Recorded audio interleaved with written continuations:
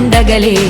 High power ఉల్లాసం, high power ఉత్సాహం, high power ఆరోగ్యం, హై పవర్ ఆనందం. గుంటూరు వారి XXL మరియు హై పవర్ హార్స్ దేశవాళీ మినపగుళ్ళు. బంధాలు అనుబంధాలు మరింత దృఢంగా, మరింత బలంగా.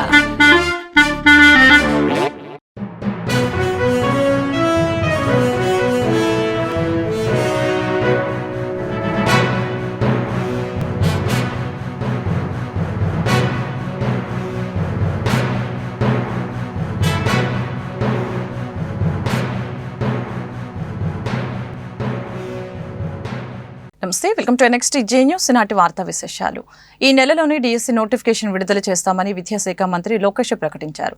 శాసన మండలిలో వైసీపీ సభ్యులు అడిగిన ప్రశ్నకు లోకేష్ సమాధానమిచ్చారు. 1994 నుంచి 70% టీచర్ పోస్టుల భర్తీ టీడీపీ హయాంలోనే జరిగిందని లోకేష్ గుర్తు చేశారు. కూటమి ప్రభుత్వం ఏర్పడ్డాక DSC పైనే తొలి సంతకం చేశామని, అందులో భాగంగానే ఇప్పటికే టెట్ కూడా నిర్వహించామని లోకేష్ వివరించారు. ఈ నెలలోనే DSC నోటిఫికేషన్ ఇచ్చే బాధ్యత తమదని స్పష్టం చేశారు. గత ప్రభుత్వం ఒక్కసారి కూడా 5 సంవత్సరాల్లో ఒక DSC కూడా వేయలేదు. ఎందుకు వేయలేదో సమాధానం చెప్పాలి అధ్యక్ష. 1 మ్యాన్ కమిషన్ రిపోర్ట్ త్వరలో రాబోతుందని మేము భావిస్తున్నాం అధ్యక్ష. ఎట్టి పరిస్థితుల్లో మార్చి నెలలో DSC నోటిఫికేషన్ ఇచ్చే బాధ్యత మన ప్రభుత్వం తీసుకుంటుందని నిరుద్యోగ యువకులకి ఈ సభ సాక్షిగా నేను హామీ ఇస్తాం జరుగుతుంది అధ్యక్ష. రిషికొండ బీచ్ కి బ్లూ ఫ్లాగ్ హోదా కొనసాగేలా ప్రభుత్వం చర్యలని వేగవంతం చేసింది. రిషికొండ బీచ్ పై వచ్చిన అభ్యంతరాలపై దిద్దుబాటు చర్యలు చేపట్టింది. బీచ్ పరిశుభ్రతపై ప్రత్యేక దృష్టి సారించిన రాష్ట్ర ప్రభుత్వం అదనపు సిబ్బందిని ఏర్పాటు చేయాలని ఆదేశాలు ఇచ్చింది. బీచ్ పరిశుభ్రతపై పర్యాటకులకి అవగాహన కల్పించే దిశగా చర్యలు చేపట్టింది. బ్లూ ఫ్లాగ్ గుర్తింపు రద్దుకి బాధ్యులైన 2 అధికారులపై ప్రభుత్వం ఇప్పటికే బదిలీ వేటు వేసింది. విశాఖ జిల్లా పర్యటన శాఖ అధికారి జ్ఞానవేణిని బదిలీ చేసిన ప్రభుత్వం తక్షణం బాధ్యతల నుంచి రిలీవ్ అవ్వాలని ఆదేశాలు ఇచ్చింది. జి దాసును విశాఖ జిల్లా పర్యాటక అధికారిగా నియమిస్తూ ఉత్తర్వులు ఇచ్చింది. చంద్రబాబు నారా లోకేష్ నాకు ఓటు వేయటం గర్వంగా ఉందని ఆలపాటి రాజా తెలిపారు. కృష్ణా గుంటూరు ఎమ్మెల్సీ స్థానం నుంచి పోటీ చేసిన టీడీపీ అభ్యర్థి ఆలపాటి రాజా ఘన విజయం సాధించారు.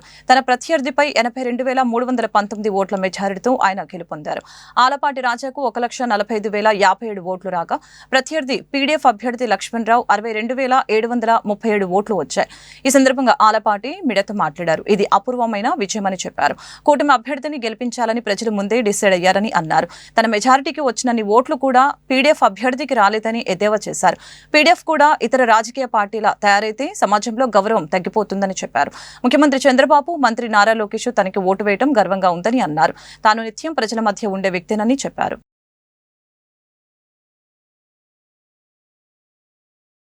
నెల్లూరు జిల్లా ఆత్మకూరులో ఓ పోస్టల్ ఏజెంటు డిపాజిటర్లను బురిడి కొట్టించారు. ఫోర్జరీ సంతకంతో 30 లక్షల రూపాయలకు పైగా కాజేశాడు. ఇమాం కాసిం అనే వ్యక్తి ఆత్మకూరు పోస్ట్ ఆఫీసులో పోస్టల్ ఏజెంట్గా పనిచేస్తున్నాడు. అదే పోస్ట్ ఆఫీసులో ఆత్మకూరుకి చెందిన కొందరు కొంతకాలంగా వారి ఖాతాలో డబ్బులు డిపాజిట్ చేస్తున్నారు. వీరి సంతకాలను ఫోర్జరీ చేసిన ఇమాం కాసిం డిపాజిట్ చేసిన డబ్బుల్ని దోచుకున్నాడు. వారికి తెలియకుండా 3 ఏళ్లుగా 30 లక్షల రూపాయలకు పైగా డ్రా చేసుకుని సొంత ఖర్చులకు వాడుకున్నాడు. ఈ బ్రాంచ్ నుంచి ఖాతాల్లో నగదు లేకపోవడంతో ఖాతాదారులను అనుమానం వచ్చింది. పోస్టల్ ఏజెంట్ని నిలదీయడంతో తానే ఫోర్జరీ సంతకంతో డబ్బులు కాజేసినట్లు ఒప్పుకున్నాడు. డబ్బులు తిరిగిస్తానని విషయాన్ని పోలీసులకు చెప్పొద్దంటూ ఒప్పందం కుదుర్చుకున్నాడు. ఆ తర్వాత డబ్బులు ఇవ్వకుండా ప్లేట్ ఫిరాయించడంతో బాధితులు పోలీసులను ఆశ్రయించారు. కేసు నమోదు చేసుకున్న పోలీసులు దర్యాప్తు చేపట్టారు. పోలవరం ఎత్తు తగ్గించే ప్రసక్తే లేదని ప్రభుత్వం స్పష్టం చేసింది. శాసన మండలిలో ప్రశ్నోత్తరాల సమయంలో సభ్యులు అడిగిన ప్రశ్నకు మంత్రి నిమ్మల రామానాయుడు సమాధానం ఇచ్చారు. చంద్రబాబు నేతృత్వంలో 45.72 మీటర్ల ఎత్తుకే ప్రాజెక్టు నిర్మాణం పూర్తి చేస్తామని చెప్పారు. రాయలసీమ, ఉత్తరాంధ్ర ప్రాంతాలకు పోలవరం నీటిని తరలించి న్యాయం చేస్తామని స్పష్టం చేశారు. ఏపీ శాసన మండలిలో అధికార విపక్ష సభ్యుల మధ్య వాగ్వాదం జరిగింది. విధ్వంసం అని పదే పదే అంటున్నారని, అవేంటో చెప్పాలని వైసీపీ నేత బొత్స సత్యనారాయణ డిమాండ్ చేశారు. రిషికొండ భవన నిర్మాణాల్లో అవకతవకలు జరిగితే విచారణ చేయించండి అని కోరారు. బొత్స వ్యాఖ్యలకి మంత్రి అచ్చెన్నాయుడు సమాధానమిచ్చారు. కక్ష సాధింపు చర్యలు తమ దరిదాపుల్లోనే లేవని మంత్రి ఉద్ఘాటించారు. ఈ సందర్భంగా సభలో కాసేపు వారిద్దరి మధ్య మాటల యుద్ధం చోటు చేసుకుంది.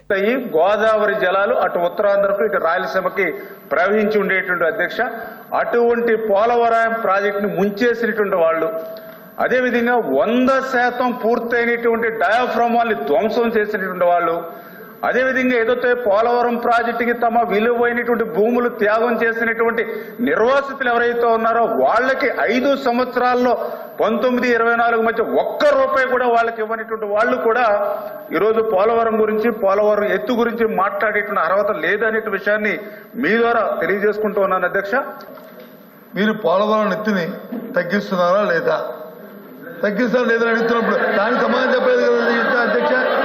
వాళ్ళు ఏం చెప్తారు, 20 వినండి మరి చెప్తుంది 2022వ సంవత్సరంలో ఫస్ట్ ఫేజ్లోకి ఆ డబ్బులు రిలీజ్ చేయమని చెప్పి అప్పుడు ప్రభుత్వం ఆదిత్య దాస్ గారు సెక్రటరీగా ఉంటూ లేఖ రాశారని చెప్పారు. ఆ డబ్బు ఇవ్వండి, ఇది దాని తర్వాత అది కంటిన్యూ అవుతుంది అని చెప్పారు. ఇప్పుడు మేము అడుగుతుంది స్టేట్ కోసం ఈ ప్రభుత్వం కేంద్ర ప్రభుత్వంతో సంప్రదించిన తర్వాత ఉన్న సమాచారం ఏంటంటే, రాష్ట్ర ప్రజలకు అందరికీ ఆందోళన ఏంటంటే, ముఖ్యంగా ఉత్తరాంధ్ర ప్రాంతంలో మా ప్రజలకి, అలాగే రాయలసీమ ప్రజలకి ఏదైతే ఎత్తు తగ్గిస్తే రాబోయే ఇందాక విద్యుత్ శాఖ మంత్రి గారు ఏదైతే మాట్లాడారో 900 మెగావాట్ల విద్యుత్ ఇస్తున్నారో, లేకపోతే రాయలసీమకు వచ్చి మిగిలిన జిల్లాలు వెళ్ళాలన్నారో, మా సుదృష్టం తవ్వాలన్నారో, వీటికి అన్నిటికీ ప్రమాదం వచ్చే పరిస్థితి ఉంది. కాబట్టి తగ్గిస్తున్నారా లేదా, తగ్గిందని చెప్పండి. Yes record fine, no issue, ఆ మాట చెప్పండి. ఆ రోజున ఇద్దరు మంత్రులు కూడా చెప్పారు. ఒకళ్ళు చెప్పారు, ఒక మంత్రి ఏది ½ ఫుల్ % అని ఆయన భాషలో ఆయన ఒక మంత్రి చెప్పాడు. అది ఇంకొక మంత్రి చెప్పాడు. ఈ పోలవరం ప్రాజెక్టు ఎవరికీ అర్థం కాదు, ఎందుకంటే నాకే అర్థం కాలేదు కాబట్టి ఇది ఎప్పుడు పూర్తవుతుందో తెలియదని ఇంకో మంత్రి చెప్పాడు అధ్యక్ష. వీళ్ళకి 5 సంవత్సరాలు అధికారం ఇస్తే వీళ్ళు చెప్పింది అదే అధ్యక్ష. కానీ ఈ రోజు చాలా క్లియర్ గా మళ్ళీ నేను బొత్స సత్యనారాయణ గారు కూడా చెప్తూ ఉన్నాం, గత మీటింగ్ లో కూడా చెప్పాం, మళ్ళీ చెప్తూ ఉన్నాం. చంద్రబాబు నాయుడు గారి స్కీము నదుల అనుసంధానం. ఆ నదుల అనుసంధానం అవ్వాలనంటే ఖచ్చితంగా పోలవరం అనేది ప్లస్ 45.72 మీటర్స్కే పోలవరం నిర్మాణం పూర్తవుతుంది.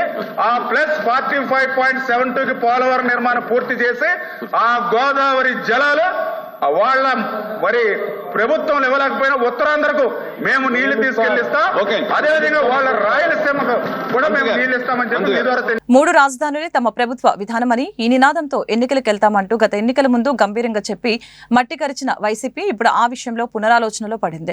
అసెంబ్లీ ఎన్నికల్లో కేవలం 11 సీట్లకే పరిమితం కావటం, ప్రతిపాదిత 3 రాజధానుల ప్రాంతాల్లోనూ ప్రజలు ఆ పార్టీని తిరస్కరించడంతో తన విధానాలపై వెనక్కి తగ్గింది. 3 రాజధానులే తమ పార్టీ విధానమని ఇప్పటివరకు గట్టిగా చెప్పిన ఆ పార్టీ నేతలు ఇప్పుడు వెనక్కి తగ్గారు.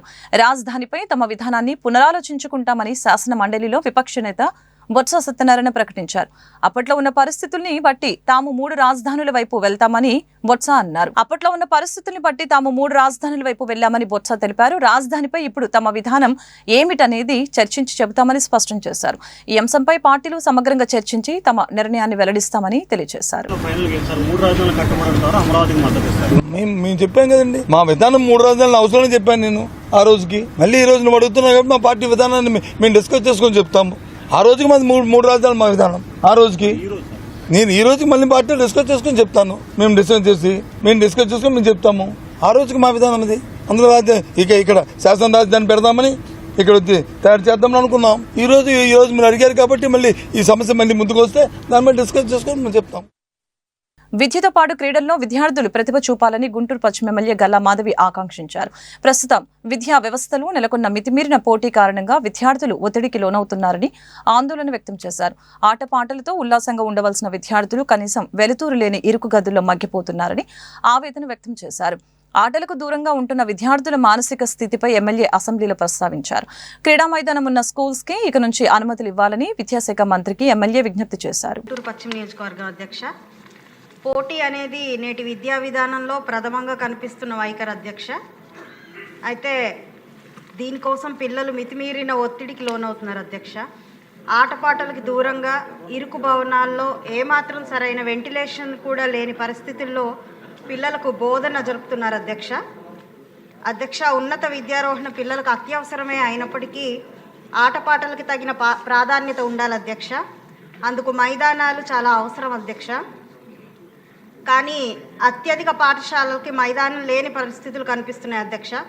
కావున విద్యాశాఖ మంత్రి గారికి నేను కోరుకునేది ఏంటంటే, నూతనంగా ఏర్పాటు చేసుకోవాలనుకున్న విద్యా సంస్థలకి మైదానం అనేది అనివార్యంగా ఉండాల్సిందిగా కోరుకుంటున్నాను అధ్యక్ష. అలాంటి లేని పక్షంలో వారికి అనుమతుల్ని నిరాకరించాల్సిందిగా కోరుకుంటున్నాను అధ్యక్ష. ఈ వార్తలు ఇంతటితో సమాప్తం. మరొక బులెటిన్లో మళ్ళీ కలుద్దాం. నమస్కారం.